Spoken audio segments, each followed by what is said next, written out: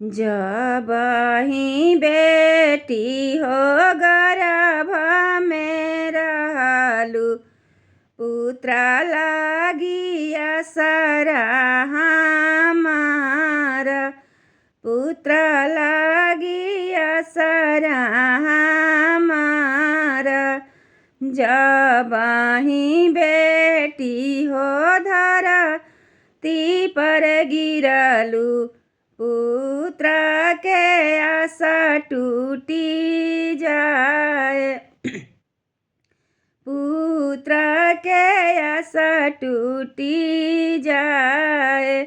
निहासले ब्रह्मा हो निहासले विष्णु, निहासले विश्वेश्वर नाथ, निहासले विश्वेश्वर नाथ।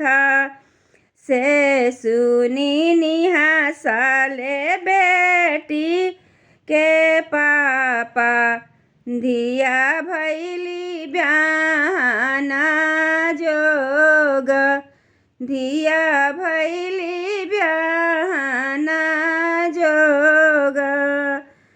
बारह बरस बेटी जबाही भैली, खोजन चलले पापा बर, खोजन चलले पापा बर।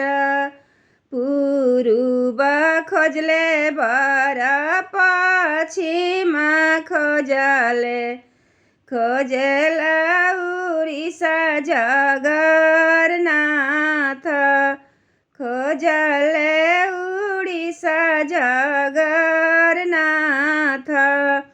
खोजिए खोजिए पापा घरे चली आइले, आई के दुअरवा भइले खाड़ा, आई के दुअरवा भइले खाड़ा। कतना सूरता तोहरा बाड़े हो बेटी, ना मिले बर तोहार जी। कतना सूरता तोहरा बाड़े हो बेटी, ना मिले बर तोहार जी। आतना बचना जब सुनली प्रिया बेटी, सुनी पापा अरज हमार जी, सुनी पापा अरज हमार जी। जाहू के पापा बिहटा नागरिया, ओही जे बाड़े रोशन दूल्हा जी। जाहू के पापा बिहटा नागरिया जी, जहाँ खेले दुल्हा जी। सांवर ज देखी जानी भूली हाजी पापा, उनके पर तिलक चढ़ाई जी।